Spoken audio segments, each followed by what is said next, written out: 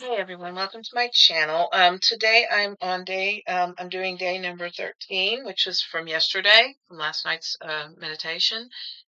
I want to start by telling you about something that happened last night before I actually did the meditation. And it's really surprising because I really thought that I was going to be discussing just elaboration on dreams, hopes, and ambitions and things of that nature. But what happened was I attended a live stream, and I want to send shout out to Gerald Tarot Stash from his channel. And I got a drawing, and it was really nice. It was probably one of the more extensive drawings that or readings that I've gotten since I started reading tarot and watching tarot channels and things of that nature. But the question that I asked was regards to my throat here and my singing, and whether or not the coughing that I had would be extending to my throat, so that that will my voice get back to normal. And last night after the reading, and surprisingly, it felt like, yeah, that my voice is getting back to normal. It's starting to sound like it usually does. And one of the things that happened was it wasn't a medical situation, in as much as it was a spiritual one. Now, I've been carrying a lot of the feelings and emotions that I have. Being a US citizen abroad, it makes it very, very difficult sometimes to hold my head up high and to say, well, I am who I am. And I always think of the song "I Am What I Am," from Frank Sinatra. And so that song kind of coursed through my mind as I was watching this and listening to the reading and listening to what Gerald and what Donna were saying about this, and specifically about this not being a medical question, but more or less a spiritual one. And basically, what happened was after the live stream ended, I was watching Columbo with my husband, and we were, kind of talking. We were really talking about the show, about the episode, and about the different clues that were left and stuff. It was kind of interesting because, we've never really talked that much intensively about watching something on TV, but now we're watching something on TV and we're talking about it, we're discussing it, and we're having a dialogue about it. And I thought that was really, really cool, and I thought it was really great to be able to do that. But the message that came to me before I even sat down and put a pencil to paper wasn't about my throat in the singing and stuff. It was about the toxicity that is going on and that is in the world story, if you will. All of the things that are happening right now in the world have a very negative and also very trying sort of feel to them. We are at a precipice at the moment where we are having to decide or determine for ourselves how much of this are willing to take, how much we are willing to digest, and how much we are willing to, you know, uh, contend with. Now, one of the pieces of advice that has been given by intuitives have been observe, don't absorb, which means basically what it means. Observe what's going on, but don't try to absorb it into your psyche and into your mental state, or even in your spiritual state. Observe it, but don't allow it to suffocate you. And so that was the message. The toxicity is the shame, is the fear, is the heartbreak, is all of these things. But in order to overcome them, I realize that I have to accept that they are there and that they are present. And so this isn't about absorbing in as much as it is about letting go, or letting go of this notion that we have some kind of, um, you know, I don't want to say we have some power, or we don't have power, or whatever, or that we're powerless over all of this. But our thoughts are power.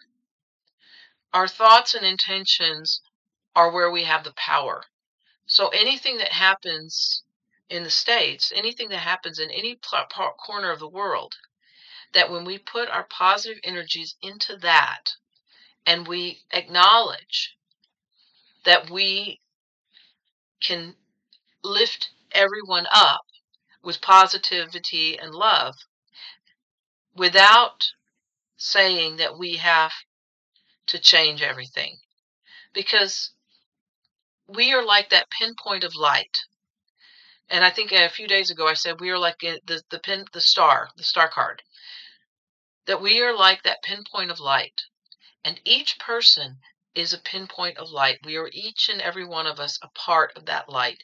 We are like a small drop of water or a small drop of rain in a large ocean.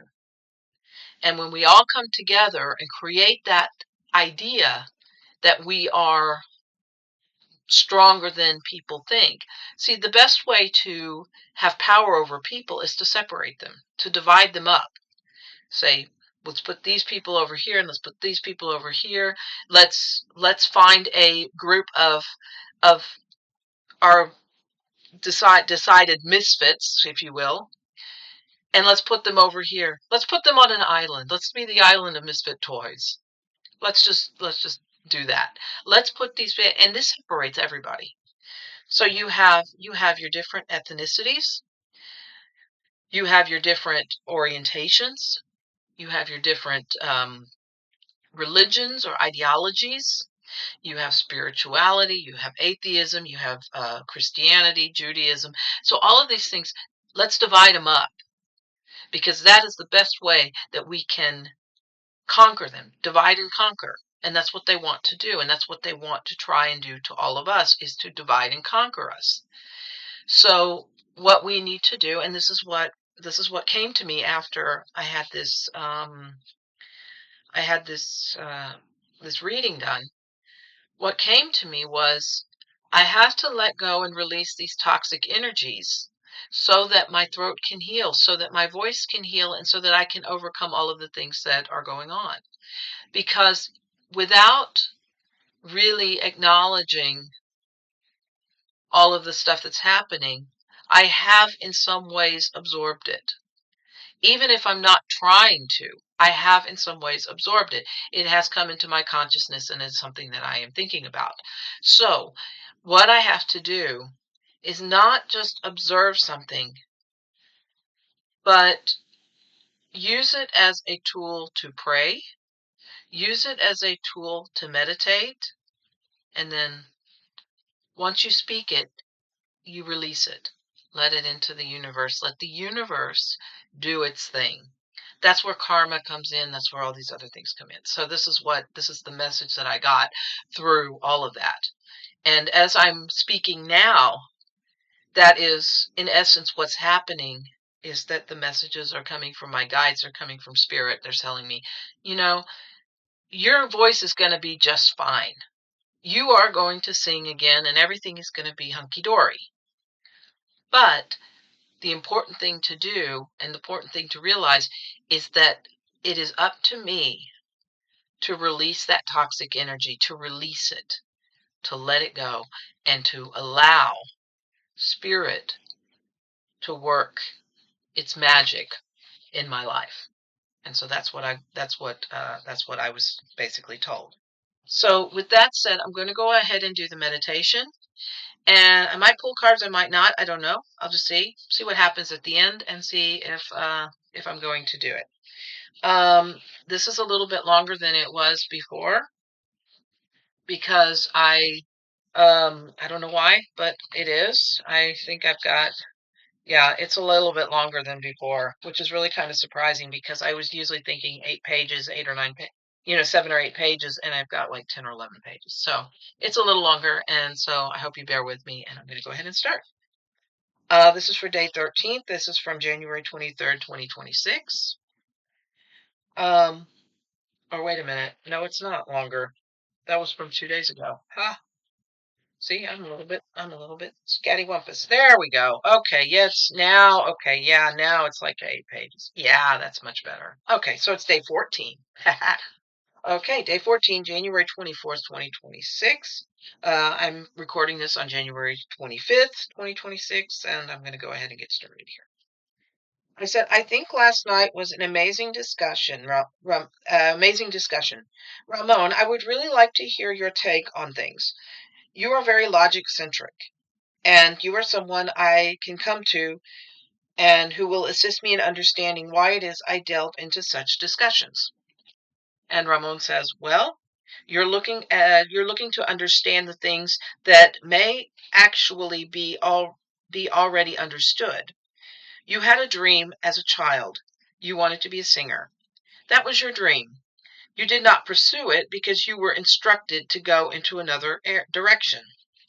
I said, I think it was my one regret. I know that if I had pursued music, my real life would have been different than it turned out to be. Ramon says you do not want to contend with what if scenarios. And I said no, because if I had chosen a different path, I would not have ended up here. The question is, how much of myself should I sacrifice for the sake of others? And Ramon says, nothing. You should never have to give up a part of yourself for the sake of another. You are not defined as anything affixed by your mother, siblings, or even your partner. You are defined by being you. It is like the concept of labels. What do you vision? What do you wish to be? The wife, the daughter, or merely the individual with talent and abilities? It is easy to say you are someone's spouse, but does it define you as an as an as a distinctive person? The concept is quite easy. You are Yvette. The other defining characteristics should add to the person that you are.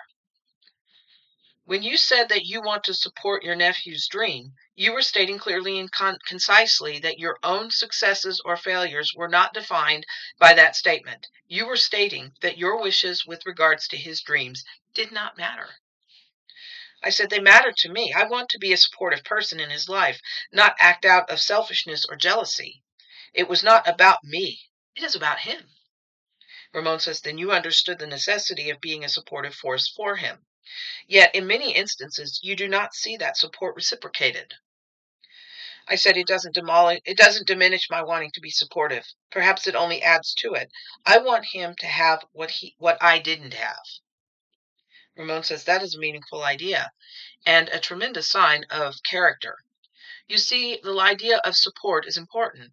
It is like you saying, I was abused and I know how painful it is, so I don't want to have another person experience it. That is what makes you a selfless person. I said, ironically, I was told for much of my life, or much of my youth, that I was selfish. Ramon says, consider the person who said these words to you. Consider their behavior. You see a good deal of projection in your life. The people who told you that you were selfish seem to display that emotion rather poignantly. They did not want you to find joy in an area that you loved, and yet they only thought of how your life would reflect on them. I said, I remember when I went to Russia. My grandmother had sent me there to study, and just before I left, a woman from the newspaper called, and I picked up the phone. She wanted to speak to my mother. I handed over the phone and later found out that the woman wrote a blurb in the newspaper about my going to study in Russia. Yet the emphasis was on my mother instead of on me. It was as though I was defined by my relation to her as opposed to it being my own success. When I announced upon my return after getting engaged that I was not a success in their books. Why is that? Ramon says, do you want a brutally honest answer? I said, yes. Ramon says, your Russia success could easily be usurped. That is what happened with the newspaper. With your engagement and later marriage, it could not. There is no feasible way for anyone to take your getting married as their success or their accomplishment. This is why you were not encouraged, why your own merits were denounced or downgraded. You understood as you got older the toxic dynamic. Once you understood what was happening, you were able to break free from it. I think you understand that power dynamic totally. I today, but back when you were younger, it was a mystery to you. The same thing happened when you got cancer. It was the universe showing you in a very powerful way that you were being shown this in real time. It was what encouraged you to cut your losses and move on. Sometimes this dynamic is what ultimately determines things for people. Did you notice after you got cancer, you were suddenly no longer afraid of how people would react? You determined for yourself what things like narcissism meant, what toxic relations were about, and how it suddenly had become a necessity for you to decide how and on what terms you were going to continue. I said it was hard, going through the treatment alone, but it was better than constantly being told how I should handle it. That was in essence the straw that broke the camel's back. I just couldn't take it anymore. I imagine being told what one of my siblings would do if not when none of them had been faced with this particular thing at all. Ramon says you did a lot of soul searching before you made that decision. It was perhaps one of the hardest things you have ever had to do, but it was for your state of mind and well-being a necessity. I said I had felt a bit of guilt of leading. I had felt a bit of guilt leading up to this. Ramon says guilt does nothing for anyone. The emotion of guilt is the surefire way for toxic people to control you. Deciding not to go on any more guilt trips is why, as a way to secure one's peace of mind. No one should ever feel guilt for doing the things and that ensure one's peace of mind. The thing that you learned was that the advice your doctor gave you. Do you remember what she said? I said yes, to be selfish during the treatment, not just about wanting or desiring something, but of putting myself first. It became the necessity to ensure that I would not be forced into doing things for the sake of others instead of for the sake of others at my own detriment. Ramon said, exactly. You had to do this, not because you wanted to, but because you needed to. She understood how often people try to put their needs ahead of a patient, put their other people's needs ahead of the patient. I said, like the woman in the waiting area, just before I had to get blood tests. I was sitting next to a man who was going to get a blood test. The nurse comes in, smiled, and was very cheerful.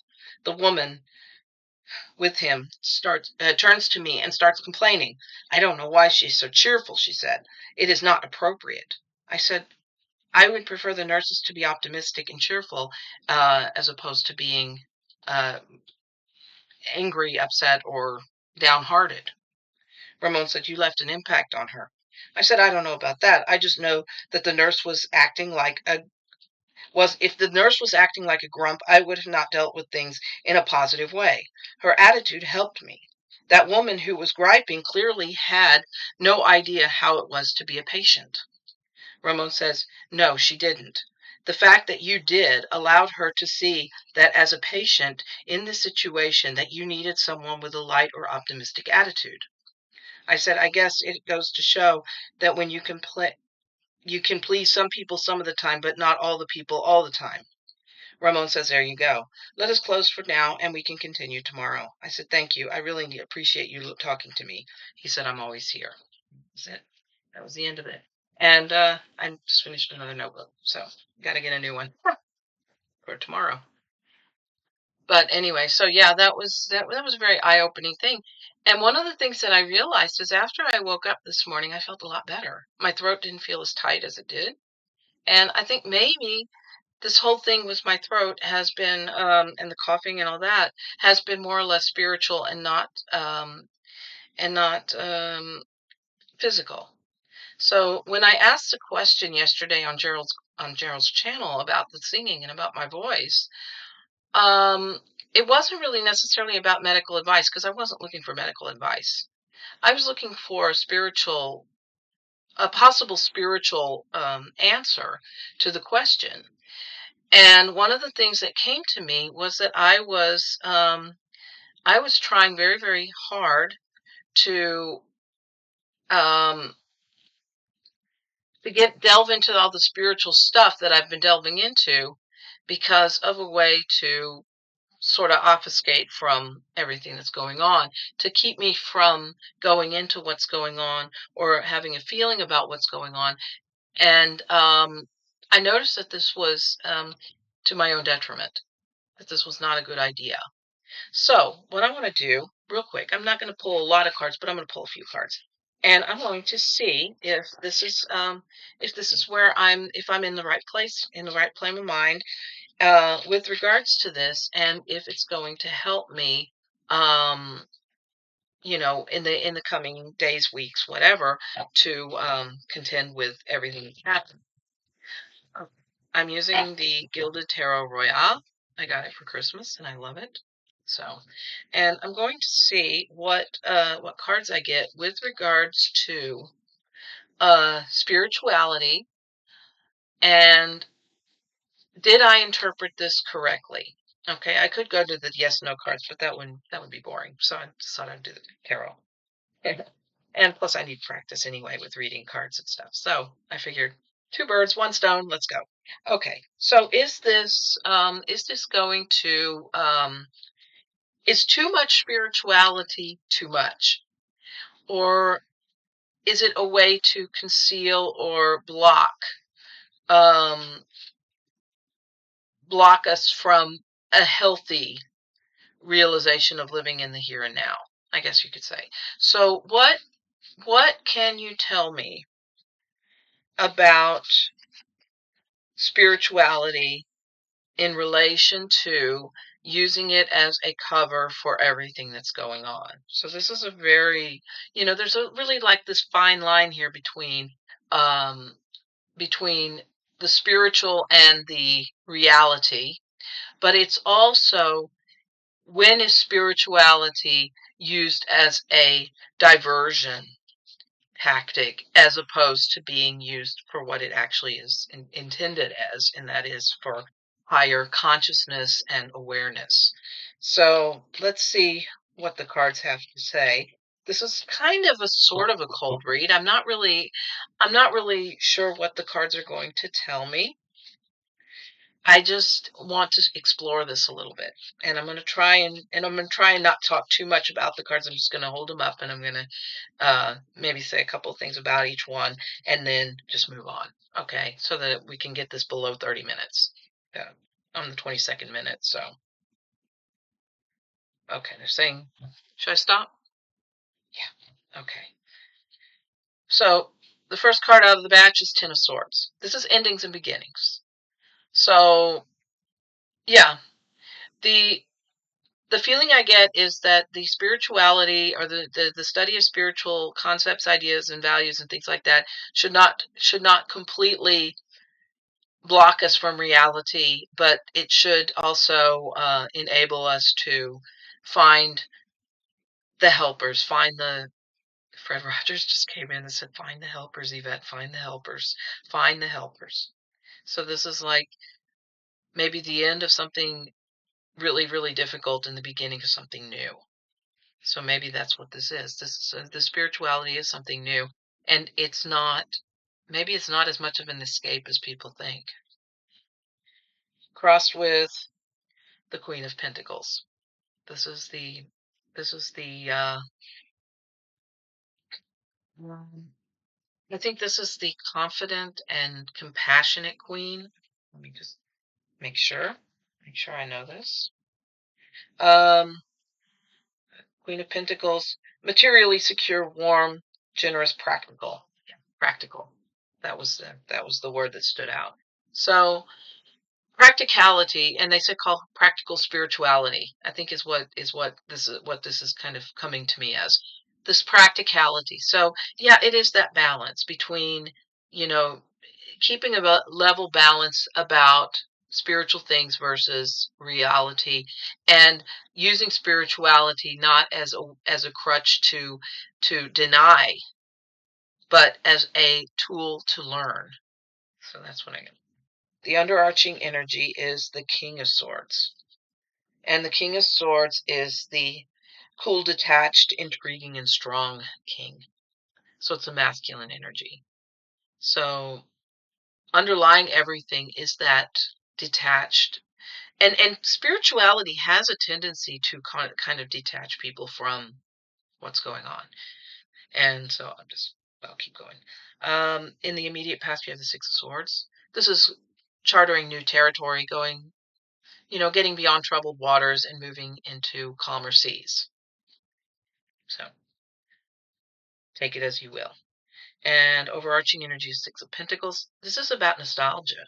The Six of Pentacles, I think, is the card about, well, this one shows a guy offering or giving pentacles and people's outstretched hands, and I just got that mixed up with the Six of Cups. I'm sorry. But at any rate, just offering. What is being offered? I think in a spiritual sense, what's being offered to us. In the immediate future, we have the Ten of Cups. This is a happy families. So when we go into our spiritual center and we go into this notion of our spirituality, then this is what our intentions are. This is where we are heading, is to this happy families, this, this connectedness, this universal optimism, I guess you could say. And so this is a really good card for that. So internally we have strength, which speaks for itself. This is finding the courage and the strength to do what it is we have to do. And so if we go into the spiritual realm, then that is a way to contend with everything that's going on. Externally is the Nine of Cups. Look out for the people who are trying to poop in your cup. Look out for judgment and people putting you down for trying to find what it is you feel is important. And I think that that's what this is. This is trying to avoid negative energies and trying to avoid the negative when you're trying to determine just how much is enough and how much is too much. Hopes and fears is the Two of Swords. This is the question of decisions, deciding which way to go with it.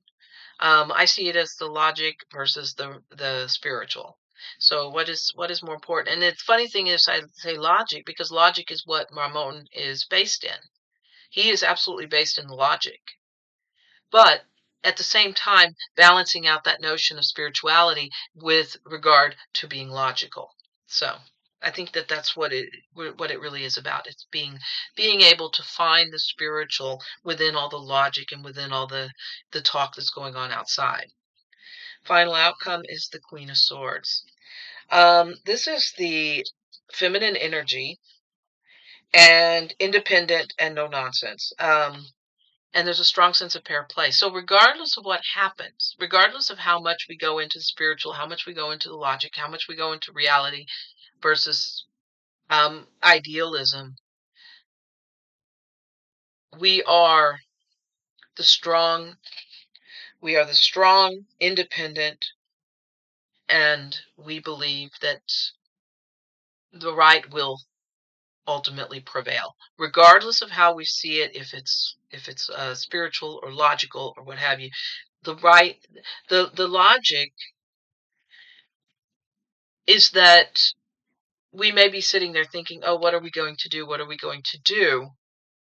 But the right outcome will prevail regardless of what we do. So what we have to do is we have to find that within ourselves, we have to find the ability and the assurance that we will make the right choices. We will use the spiritual tools that we have for our best and highest good. And that's what I get. That's what I'm feeling from my guides, that it's not about trying to find a reason or rationale not to look within or not to look at the spiritual of anything, but of being able to find and exercise one's spiritual good. So that's what I got for you today. And my guides are telling me, pull one more card. Just pull or look at the base of the deck. And the base of the deck is the Four of Cups. And this is what is being offered to you. and we can choose whether we ignore it or whether we embrace it. So that's what I got. So thank you very much for watching, and I hope you have a wonderful day, and take care. Enjoy your Sunday, and as always, namaste.